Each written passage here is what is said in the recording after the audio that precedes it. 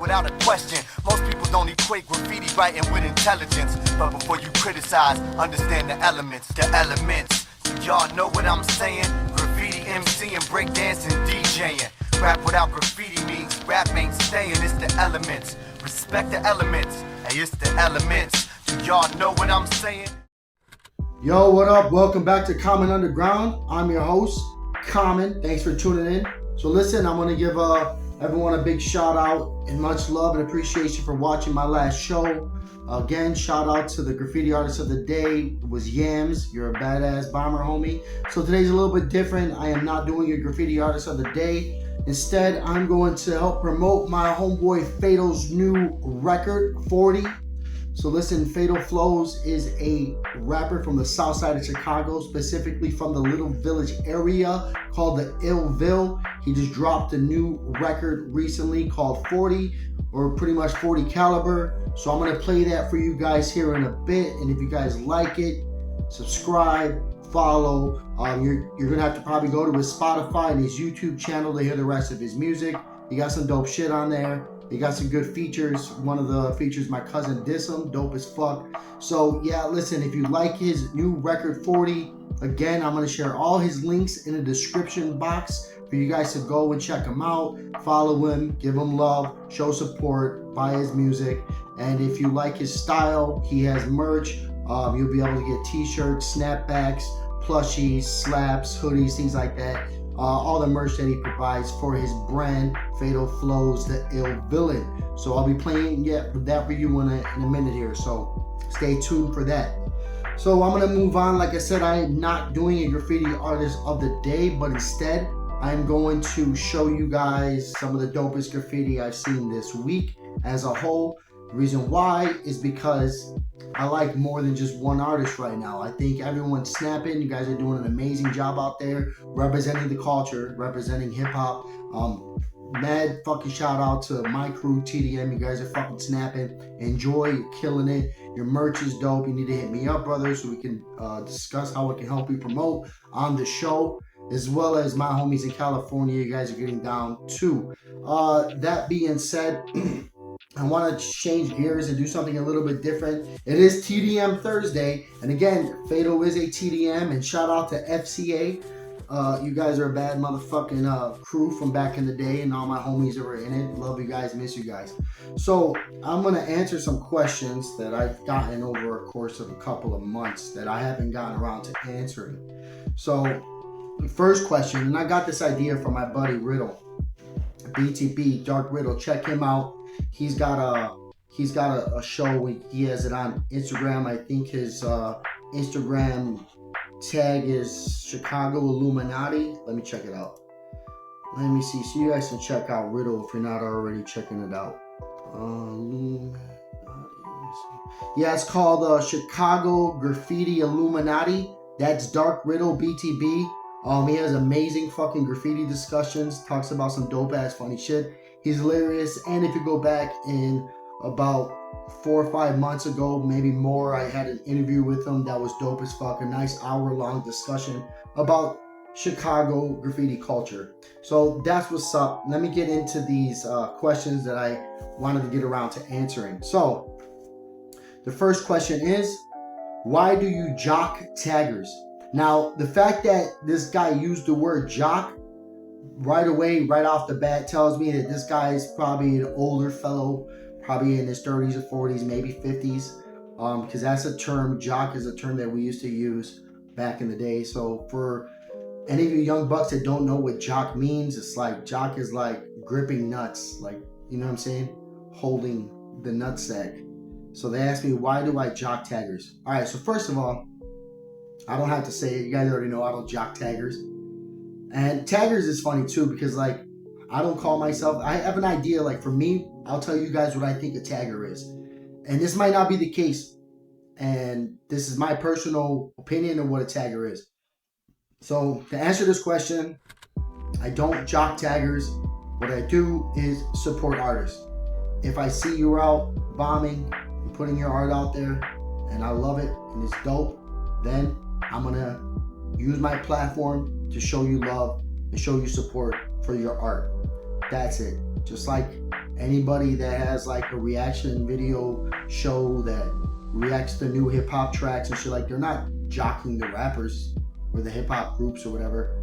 They're just showing shit that they like. Now, I show shit that I like. I like graffiti. I do graffiti, so I like graffiti, right? And that's what's up. So yeah, I don't jock taggers, and I'll get back to the taggers after I'm done with these. I don't want to drag this on. All right, another one is not a question. It's more a statement, or I don't know what you would call it. It's called you should talk about politics. I may have in the past brought up some politics. I believe I talked about Diddy a little bit and Epstein a little bit, maybe Trump and Kamala a little bit. I don't really remember exactly how deep I went into it, but it was trending at the time and the stuff that I was thinking about, and I said it. But specifically, just to be honest, even when I was in the military, throughout my entire time in the military, there was only a number of times, like maybe less than fucking 10 times throughout my career, where I sat around with people talking about politics. Because what I know about politics is that it usually leads to an argument or to a fight, or to two people not being friends anymore. And that being said, I personally have my own opinion on certain things in the political world. But again, that's my opinion, and my opinion doesn't fucking matter. And I understand, I know where this question or what this statement derives from. I was in the military, so people automatically assume that I know stuff. I don't know shit. Like, that's one of those weird things that I like to really kind of backtrack on and backpedal on whenever I go out with a group of people that weren't in the military and they find out I was in the military. They really want to know what I think about certain things, like the war with Ukraine and Russia, or Israel and Palestine, or with the presidential debates and things like that, or the economy. They think because I was in the military that, and that being said, the military and the government are together, right? I don't know shit about that. Like, I know exactly what you know, or what you see on social media, or what you see on CNN or Fox. That's what I know.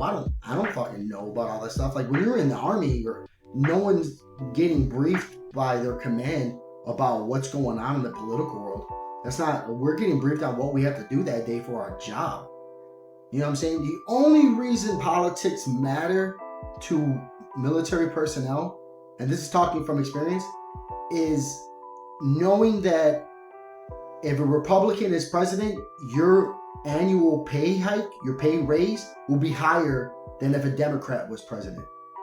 That's it. And you guys kind of know that already. Like, that's kind of how that is. So, like, depending on who the president is, whether it's Republican or Democrat, Republicans through history have been actually a lot more generous with giving military personnel pay raises. That might be about it. I mean, other than that, I don't fucking care about who's president or what's going on in the world. I really don't. They don't pay me to do it. So, unless you pay me to care about it, I'm not going to fucking do it. All right, so that's that fucking answer. All right, here's a good one. Where are you from originally, and why did you move to Romania? Now, not everyone knows who I am. I get that. A lot of the folks that are subscribed to my channel, or not subscribed but still watch my show because they don't have a YouTube sub.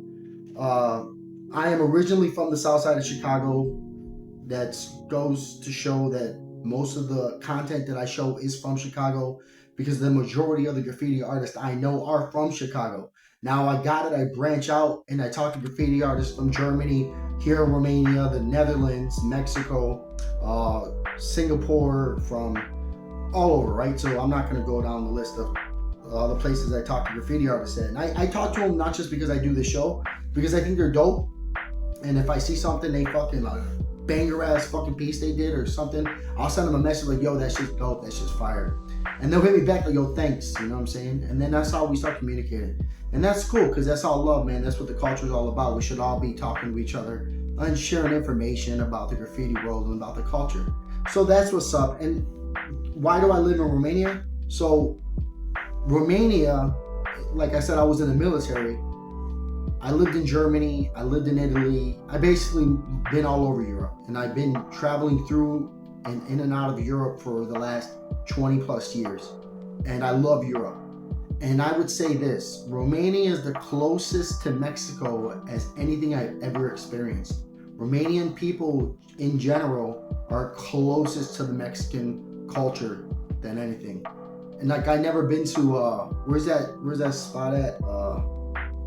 The Philippines, where I guess like they have that cholo culture. I think that's pretty dope, like those Filipinos, and I understand that that cholo culture, especially being in the Philippines, given the Latin, you know, history behind the Philippines. So I get it, but I think that's dope, and they don't have that culture here, so that's not what I'm saying. I'm saying just in general, like the personalities of a Romanian person is very similar to a Mexican person. The country also looks like Mexico, which is cool. The structure, the designs, which is funny because one of the cities that I lived in, it kind of looks like Pilsen. It's and for you guys that don't live in Chicago, you know what Pilsen is. You can Google it. Pilsen is a neighborhood, a community in Chicago that is largely known for its art, is Hispanic art, and the structures and architecture of the buildings all come from Eastern Europe. And so the people who built Pilsen and those houses, those people came from this area of the world. So that same structure and architecture is also here, which is pretty crazy. So that's another reason why I like it, because it feels kind of close to home. And I just like, I like to pay, like the dollar's worth like $5 here. It's easy to live here. It's real calm. There's no crime. It's easy to paint. So there's reasons why I live in Romania. Plus the girls are fine as fuck. Some of the dopest looking women in the world live here. You know what I'm saying? So I enjoy that. I got a couple more, but I'm not going to fucking keep going. I'll pick another one. Why don't you do music video reactions? All right, so I tried that in the past, and I didn't enjoy it. One of the reasons why is because I'm not a musician. You know what I'm saying? I'm not a music artist, and I can catch bars. You know what I'm saying? So if I listen to a track, like whatever, I'll just say a new Kendrick Lamar track, and I put it on the screen, I'm watching the video, listening, I can pause it and catch bars. But to me, that's boring. Like, aren't you doing that when you're listening to it? Like, why do you need me to do it? So I do listen to reaction videos, you know what I'm saying? Sometimes, like, the only ones I really listened to was the Law Twins and No Life Chat. Like I said, I used to watch them more, but it's kind of boring doing that. And it's just not my thing. You know, graffiti is my thing. I enjoy graffiti. You know what I'm saying? And I got, since I'm talking about graffiti, another one. Why don't you react to graffiti? Why don't you react to graffiti? Why don't I react to graffiti? So I don't really know what react to graffiti means. I think what I kind of gathered, and I didn't respond to these. I usually don't, but basically I think that means like I post a photo or something that I seen today on Instagram, and I'm like, yo, that's dope or that's not dope. Or you know what I'm saying? I give a reaction to how I feel about the style. I don't want to do that either, because number one, like I said before, art is subjective. What I think is dope, someone else might not think is dope. And what I think is whack, someone else may not think is whack. Believe me, because I see these guys, they have these little reels where they got a pen and so maybe some paint markers or whatever, and they have a camera right on their hand, and they're just drawing letters, and they're like, scratch it out, I'm like, oh, that's whack. And then they'll do another one like, this is how you do graffiti, but the second one they did was whacker than the first. Like, stuff like that, I get it. Like, you just fucking clickbaiting and you want people to, you're looking for people's reaction. I don't really care about people's reaction, and I'm not looking for clickbait stuff. I could care less. Like, I think the people that are interested in what I do are like bombers that are interested in what I do. You know what I'm saying? I talk about graffiti life. You know what I'm saying? And I give props and I give respect and show homage to OGs. I show props and show respect to people who are out grinding and doing graffiti illegally and legally, because there's some dope ass permission law pieces out there that got where they're at, and they're that good because of all the years they spent on the street working their craft. You know what I'm saying? So I show respect to them. And again, it's content. So I'm not gonna lie and say it's not content. Yes, graffiti is my content, but I'm not using my content. I'm using other people's content to make a show. but I'm keeping it real with it, and I'm not being disrespectful. You know what I'm saying? I'm only promoting and helping the culture. I'm not tearing down the culture. So if I see something whack, trust me, I see stuff that's whack. I'm not gonna put it on my show and be like, yo, this guy's whack. Look how fucking whack his styles are, his letters and shit. You know what I'm saying? His filling is dirty. You know, he's outside of the lines. I'm never gonna do something like that. Because listen, we all started there. No one started off fucking dope. You know what I'm saying? No one did. And so we all been there. And I wouldn't want to feel like that fucking 14, 15-year-old kid that's just getting up and putting his stuff on IG trying to get notoriety for being a bomber. And then all of a sudden some fucking 42-year-old asshole named Common takes his new shit that he's barely learning how to do and puts him on blast for fucking 300 people to see at once. You know what I'm saying? That's fucked up. If someone did that to me when I was 14, I probably would have stopped painting. Like, I would have been like, what the fuck? That's embarrassing. That's why I don't do that. Because listen, if you're new to the art, if you're new to the game, and you're new to the shit, then dude, you're only gonna fucking get better through time and through effort and through work. You know what I'm saying? It's just not gonna happen overnight. And listen, and if that's what you're doing and this is what you want to do, and I support you. You know what I'm saying? If you're 14, 15, 16, 17 years old and you just started painting, you know what I'm saying? Listen, if you keep it up and you put effort into it, in 10 years from now, you're gonna be one of the dopest bombers in the streets. Everyone will know who you are. You know what I'm saying? So there's no way I'm gonna cut down somebody that's not that good. It's just not gonna happen, because eventually you'll get good. And that's all it is in anything you do, whether you play the guitar, you rap, just the way it is. So I'll never do that. So that's all I have for questions. Again, today's TDM Thursday. You know, I'm trying to think of something fun to tell you guys, you know. Listen, I got into a little conversation with Rome and Riddle the other day on Facebook, talking about legends again and stuff like that. And I understand where Dark Riddle's, you know, I understand his side of it 100%. That, you know, the only real legends in graffiti come from New York. The originators, the innovators, and style creators of graffiti, for the most part, all came from New York. And I had my 2 cents. Rome had his 2 cents, and you know what I'm saying. And I know you guys all read that stuff. And again, I shared my brother Riddle's podcast. So you guys can check him out. Now, I mentioned crews. You know, back in the day, which is something that I think everyone knows about now, because there's so many different podcasts and younger guys know a lot of OGs that tell stories. So I'm not trying to be one of those guys. But back in the day, it was really fucking cool to be in a crew. You know what I'm saying? It was like being in a club, or, you know, going to college and getting into like a fraternity, you know what I'm saying, or a sorority or something like that. It was super fucking cool to be in a crew. And if you were in a good crew that people looked up to, and then the harder the crew was to get in, the cooler you were. Bottom line. And it was even cool to try to start a crew and then build a crew. It was funner to do that. Start a crew, build a crew, and give the crew notoriety by doing what you do. You know what I'm saying? But the structure was different back in the day in terms of how crews were, solely based off the fact that the generations were different. You know what I'm saying? So like the gang culture back in the 80s and the 90s were real heavy. You know what I'm saying? The mafia culture was still heavy at that time. The mafia was still relevant and prevalent in a lot of people's lives in Chicago and New York. And so, based off a lot of movies that we've seen as well growing up, Goodfellas and things like that, Bound by Honor, Blood and Blood Out, one of my favorite movies of all time. A lot of us who ran crews or were in crews, we really wanted a structure similar to like that. We wanted structure, we wanted family, we wanted to feel like you were part of a family, you wanted to be like a mob. You know what I'm saying? So, and again, structure back then was literally just having a mediator to like settle beefs, put peace in the crew, make sure everyone's getting what they're supposed to get, make sure everyone's painting, make sure everyone has paint, make sure there's no beefs with anyone. If there are beefs, how we're going to settle the beefs, and make sure everyone's doing what they're supposed to do, respecting the culture, respecting the crew. Because, again, like I said this before, I don't know how it is now, and if you guys do, you let me know, but like, you didn't join a crew to get yourself up, like to better yourself. You joined the crew to better the crew.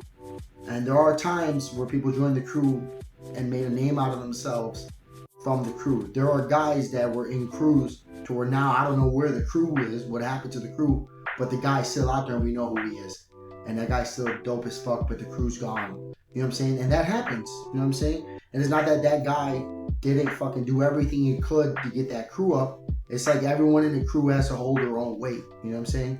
If you're getting favoritism from other crews because you're one of the dopest person in that crew, other crew members shouldn't hate on you because of that. And if another crew poaches a crew member that, you know what I'm saying, your crew member says, yo, you're dope as fuck, why you in this crew, everyone's whack, you're the dopest one in this crew, you should join our crew. The other folks in that crew shouldn't really get fucking mad about that. I mean, that's my opinion, and I've seen it. I've seen that shit happen a million times, and I'm sure a lot of bombers out there know what I'm talking about. So that's what's up. I mean, so crew and the crew aspect, I like to say, and you know, Riddle had a good point on what he said of like New York had a real solid structure and got solid system, and how they ran crews, and they also had branches and sections and areas, you know, in the boroughs and how their crew was situated and how they ran their crews. But I like to say that, and I don't know if it's because I'm from Chicago, but I've also been outside of Chicago for a long time, and I've been watching other crews in other states and over here and overseas and other European countries. I don't think there's anything doper than Chicago crews, like OG Chicago crews. I don't. I really don't. Can I use the word legendary? For some crews I can. I'm not going to call them out. I might have said it before, but there are some Chicago crews that I say are legendary crews. You know what I'm saying? And it's all about this. The members of your crew is what made your crew legendary, number one, right? So does that mean those members of your crew, from that crew we think is a legendary crew, are those members legends too? I don't know. Are they a person that was an innovator? A person that got up in some of the hard to reach fucking spots, right? Was it a person that fucking created new styles every time they went up and bombed? Was it a person that never snitched, never ratted, kept it real, was loyal to his crew and loyal to his homies? Was it a person that, you know what I'm saying, shared his styles and was cool with everybody and like taught people how to paint, you know what I'm saying, took shorties up and taught them how to get down, and you know what I'm saying, and was there from the beginning but didn't invent it but just made it better? Now, some say trendsetter. Yeah, that's true, it's a trendsetter. But at the same time, I kind of feel like they could be called legends. Because not everyone was like that. You know what I'm saying? And I mentioned before, in the graffiti culture, a lot of us were introverts. Just artists and like artistic people in general are usually introvert personalities. I'm like in the middle, you know what I'm saying? It all depends on how much I'm drinking. But usually artistic people are introverts. So it's not that like you'll meet a graffiti artist that's dope as fuck. It's not like he don't want to be your friend. It's just that naturally he's just an introvert and would rather be by himself. And I met a ton of motherfucking bombers like that and graffiti artists like that. And I understood that, so I was never offended. Like, man, that guy never wants to hang out with me and shit like that. It's probably because they didn't like me, which I don't give a fuck. But for the most part, I think they were just introverts. And it's one of those things, but to find somebody that was an innovator, someone that was a trendsetter, somebody that created new styles, you know what I'm saying, and bombed their fucking ass off, hit spots were unbelievable, you know what I'm saying, places you never thought was possible, and just kept the fucking path, kept the course for years, you know what I'm saying, and there was somebody for shorties, generations after him to look up to, bro, yeah, I would say that they're probably a legend, because I look at the people I look up to.